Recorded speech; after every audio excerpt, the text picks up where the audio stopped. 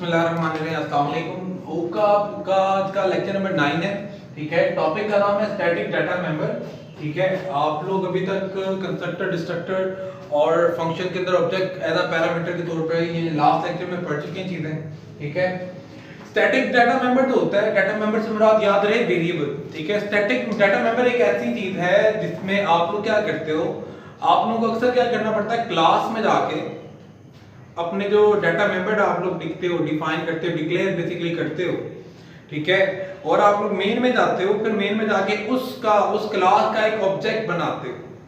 तो इस ऑब्जेक्ट के अंदर आपके पास क्या होता है, वो वेरिएबल क्रिएट होता है जो क्लास में आपने बनाया। एक और ऑब्जेक्ट बनाओगे, उस ऑब्जेक्ट के लिए इस क्लास का वो वेरिएबल अलग से बनेगा। एक और ऑब्जेक्ट बनाते हो, उसके लिए आपके पास क्या होगा, ऊपर जो आपने क्लास डिफाइन है, उसका जो आपने ऑब्जेक्ट क्रिएट किया है, उसके लिए ये आपके पास वेरिएबल अलग से क्रिएट हो गए। यानी कि अगर आप एक क्लास के 3 ऑब्जेक्ट बनाते हो, तो इन तीनों ऑब्जेक्ट के अंदर क्लास के जितने भी वेरिएबल है अलग अलग पड़े होंगे।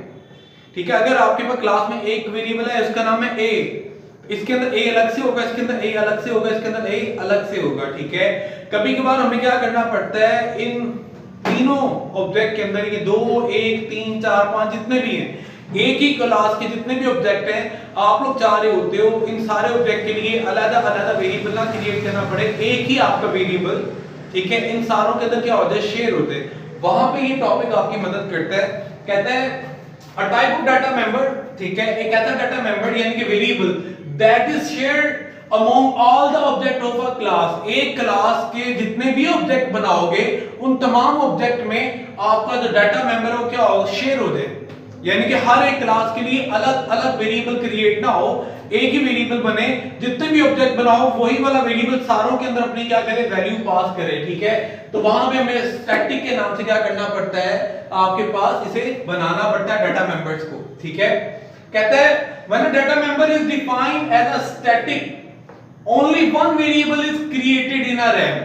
जब आप लोग वेरिएबल को बनाते हो, डिक्लेयर करते हो किसके साथ, स्टैटिक के कीवर्ड के साथ, तो आपके पास एक वेरिएबल बनता है किसके लिए, आपकी उस ऑब्जेक्ट के लिए, जितने भी आपने ऑब्जेक्ट बनाए होंगे। और ये बनता कहां पे, आपके पास मेमोरी यानी कि रैम के अंदर। ठीक है, even if there are many object created of that class, अगर आप एक क्लास के एक से ज्यादा ऑब्जेक्ट भी मेन में जाके क्रिएट कर लोगे, लेकिन आपका जो स्टैटिक वाला वेरिएबल होगा सारे ऑब्जेक्ट के लिए क्या रहेगा, सेम रहेगा। नॉर्मली क्या होता है कि अगर मैं आपके पास 2 ऑब्जेक्ट बनाऊं, एक क्लास के मेन में जाके 2 ऑब्जेक्ट क्रिएट करूं, और उसके अंदर क्या हो, मेरे पास क्लास में 2 वेरिएबल हैं, पहले वेरिएबल का नाम है ए, दूसरे वेरिएबल का नाम है बी। तो पहले ऑब्जेक्ट के लिए ए और बी अलग से बनेंगे रैम में, दूसरे ऑब्जेक्ट के लिए ए और बी क्या बनेंगे, अलग से बनेंगे। नॉर्मल वेरिएबल का यही बिहेवियर होता है। ठीक है, ये बनाते हैं कैसे हो, वही तरीके का, मैंने क्लास बनाई, क्लास का नाम क्या रख दिया, टेस्ट रख दिया। ठीक है, और उसके अंदर क्या किया, 2 variable declare, integer type A और इंटीजर टाइप का आपके पास बी, 2 वेरिएबल बना दिए, सिंपल वेरिएबल बनाए।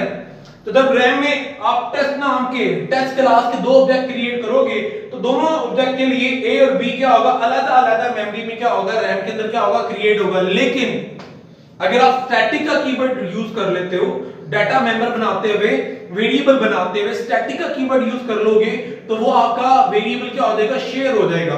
ठीक है, जैसे आपके पास मैंने एग्जांपल में किया है, एक क्लास बनाई टेस्ट नाम की, प्राइवेट के अंदर मैंने एक इंट नाम का वेरिएबल ए बनाया, एक इंट नाम का बी बनाया, लेकिन इंट से पहले मैंने क्या कीवर्ड लिख दिया, स्टैटिक।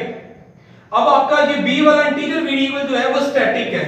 इससे फायदा क्या होगा, अगर अब मैं जाके टेस्ट नाम के 2 ऑब्जेक्ट क्रिएट करूंगा, तो उसमें ए जो सिंपल वेरिएबल है वो तो ऑब्जेक्ट 1 और ऑब्जेक्ट 2 के लिए अलग अलग क्रिएटेड होगा, लेकिन आपके पास जो बी नाम का वेरिएबल है, जितने भी ऑब्जेक्ट बनाओगे उनके लिए क्या रहेगा, सेम रहेगा, एक ही वेरिएबल क्रिएट होगा, मेमोरी में जगह भी कम होगी, और एक ही वेरिएबल अपनी वैल्यू क्या कर रहा होगा, हर एक को शेयर कर रहा होगा। ये कॉन्सेप्ट कहां यूज करना है, जहां पे आप खुद चाह रहे हो कि आपका डाटा मेंबर, आपका वेरिएबल क्या हो, सबके दरमियान शेयर हो जाए, एक ही वैल्यू को, एक ही वेरिएबल की जो वैल्यू आपने स्टोर की हुई है वो एक ही वैल्यू क्या करना चाह रहे हो, हर ऑब्जेक्ट में सेम यूज करना चाह रहे हो, एक ही यूज करना चाह रहे हो, तब ये कॉन्सेप्ट। अगर हर ऑब्जेक्ट के लिए आपने अलग अलग वेरिएबल की वैल्यू रखनी है, तब आपने ऐसा काम नहीं करना, फिर सिंपल वाला कॉन्सेप्ट ही रहेगा जो आपने अभी तक पढ़ा हुआ है। ठीक है, जब आप लोग चाह रहे होते हो कि आपके पास क्या हो, जितने भी ऑब्जेक्ट क्रिएट हो उनके अंदर क्या हो, जो आपने वेरिएबल क्रिएट करने हैं बजाय इसके कि हर एक के लिए अलग-अलग वेरिएबल क्रिएट हो, ठीक है, एक ही वेरिएबल क्रिएट हो जो अपनी वैल्यू शेयर करे, वहां पे स्टैटिक डाटा मेंबर का आप लोग कांसेप्ट यूज करते हो, ठीक है। यहां तक तो स्टैटिक डाटा मेंबर का मामला। आगे चलते हैं, नेक्स्ट हमारे पास है फ्रेंड फंक्शन, ठीक है। एक है टॉपिक फ्रेंड फंक्शन के नाम से, एक है फ्रेंड क्लास, ठीक है।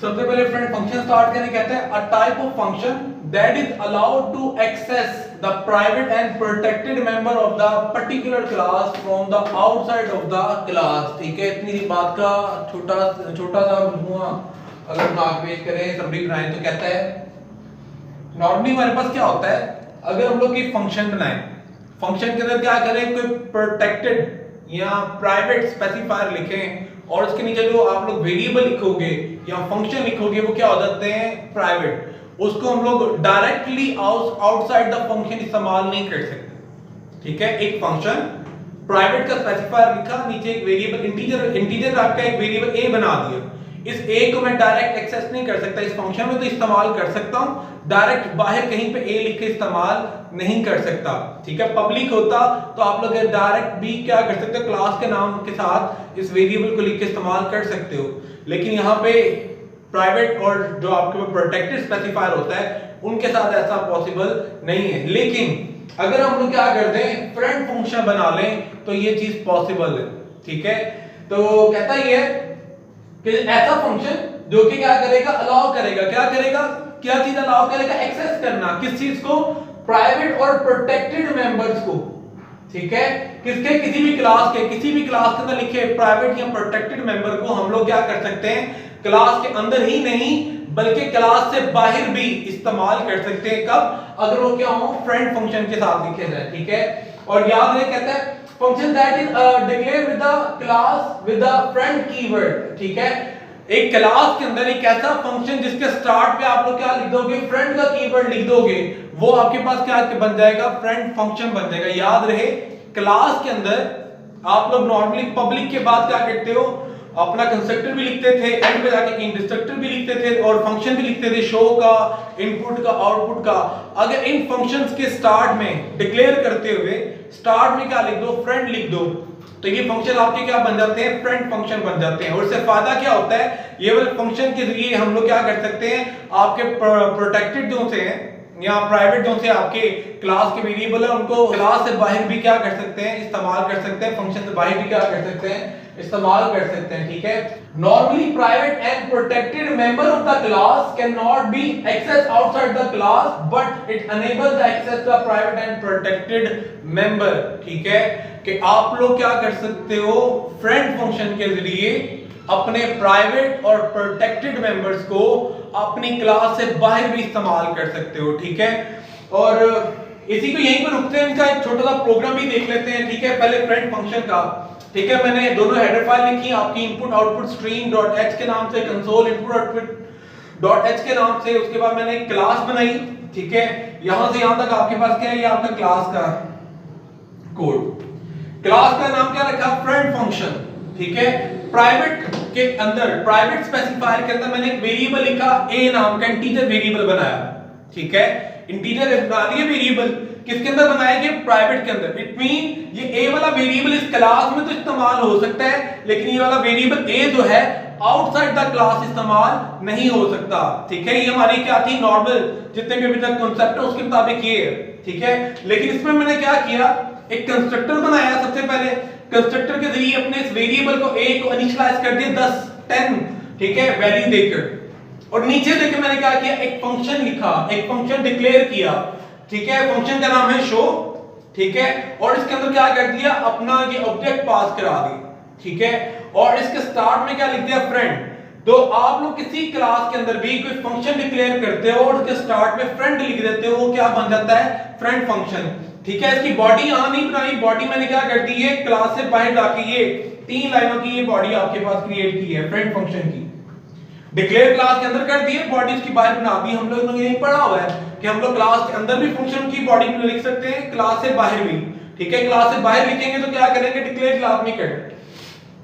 तो आप लोग ने क्या किया, यहाँ पे आपने क्लास से बाहर एक फंक्शन बनाया, ठीक है, फंक्शन का नाम शो रखा, ठीक है, आप लोगों की जो क्लास का एक ऑब्जेक्ट है उसके अंदर पास करा दिया, ठीक है, द वैल्यू, इसके अंदर एक स्टेटमेंट लिखी है cout, the value of a is, double quotation में लिखी है ना, तो जब ये लाइन चलेगी the value of a is as it is, आपके पास क्या हो जाएगा, स्क्रीन के ऊपर प्रिंट हो जाएगा।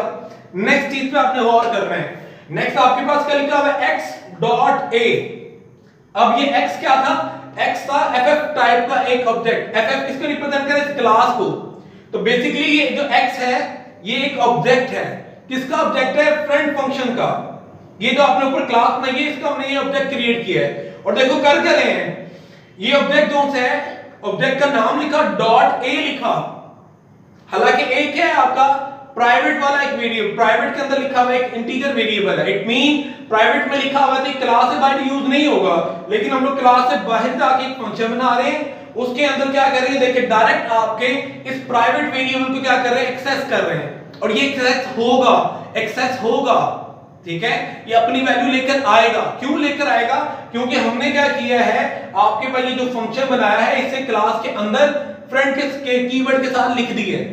इसके जरिए आपके पास फायदा क्या होता है कि जब आप लोग अपना कोई ऑब्जेक्ट बनाते हो, ठीक है, अपना ऑब्जेक्ट पास करते हो, ठीक है, वो क्या करता है, अपने प्राइवेट और प्रोटेक्टेड पार्ट को भी क्या कर देता है, आपके हवाले कर देता है, उसको भी इस्तेमाल होने देता है। अगर ये वाली लाइन में गायब कर दूं, फ्रेंड वाला मामला खत्म कर दूं, तो इस लाइन में मेरे पास एरर आ जाएगा, क्योंकि कभी भी प्राइवेट वेरिएबल क्लास से बाहर इस्तेमाल नहीं होता, क्योंकि मैंने क्या किया हुआ है, ये फंक्शन बनाया है, इसे आपके पास क्लास के अंदर लिख के इसके स्टार्ट में क्या लिख दिया, फ्रेंड लिख दिया है, तो ये फ्रेंड फंक्शन बन गया है।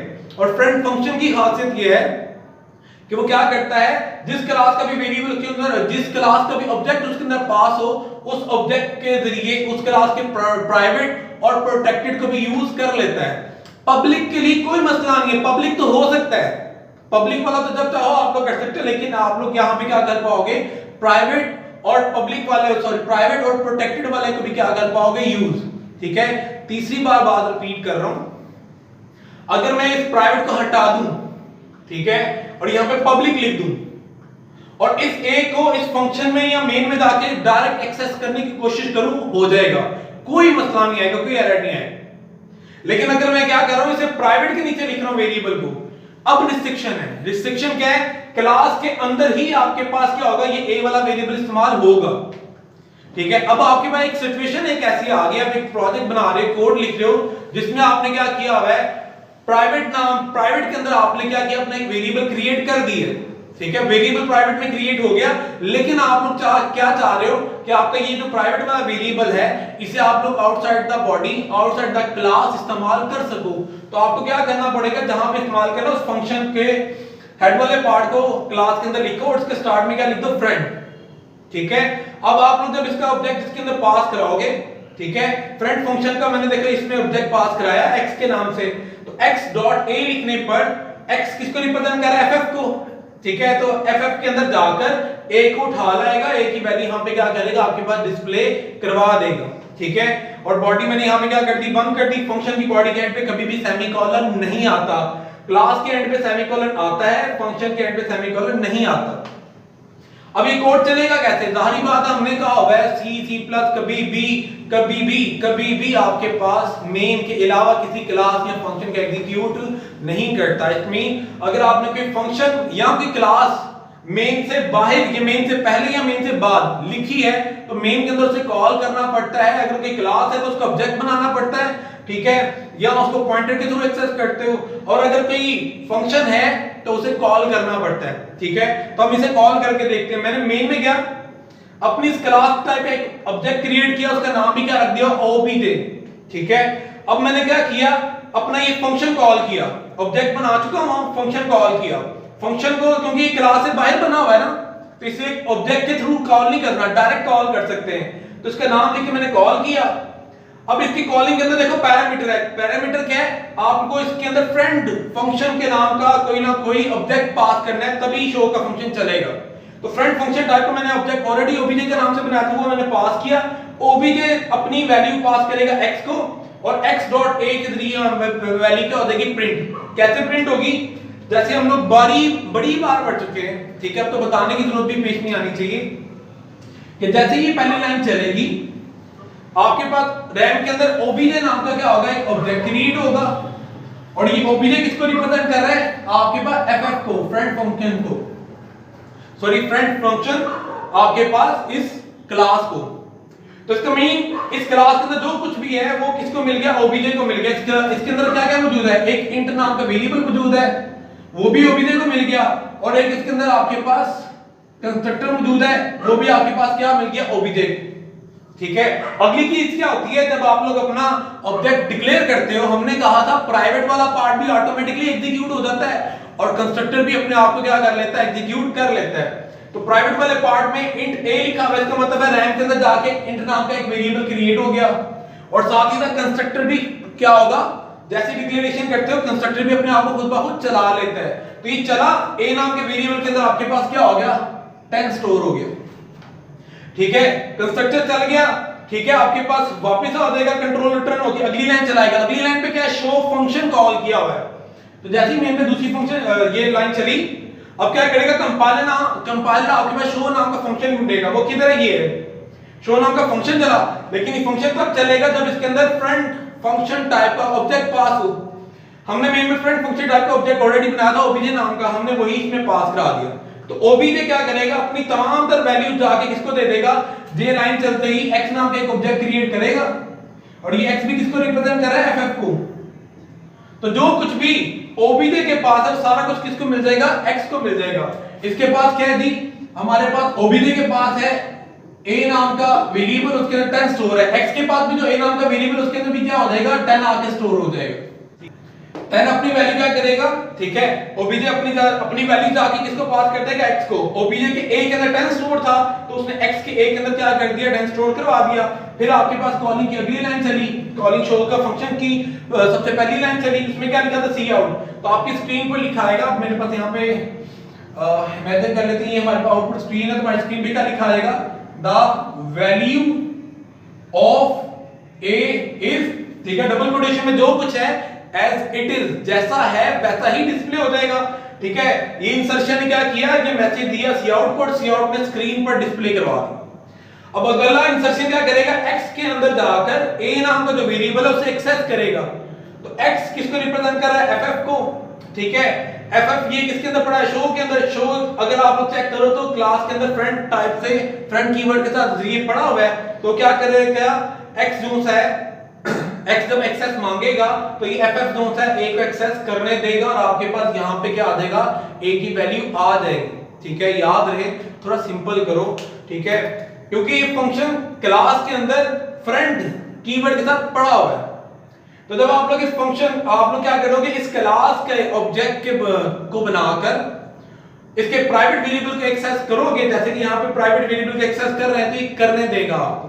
ठीक है, क्यों करने देगा, क्योंकि ये फंक्शन क्लास के अंदर पड़ा हुआ है फ्रंट कीवर्ड के साथ। ये 5वीं 6वीं बार हो रहा है, कंसेप्ट को याद रखिएगा कि आपके पास फंक्शन लिखा हो, फंक्शन आपके पास क्लास के अंदर पड़ा है फ्रंट कीवर्ड के साथ, तो ये फंक्शन के पास ये अथॉरिटी आ जाती है कि वो इसके क्लास के प्राइवेट और प्रोटेक्टेड स्पेसिफायर के अंदर जो चीजें पड़ी हैं उनको भी एक्सेस कर सकता है। ठीक है, एक्सेस होगा x के a में जो पड़ा हुआ है, x के a में क्या पड़ा हुआ है, x के a के अंदर ओबीजे का a की वैल्यू यानी कि 10 पड़ा हुआ है, तो आपके पास स्क्रीन पे आगे प्रिंट हो जाएगा 10।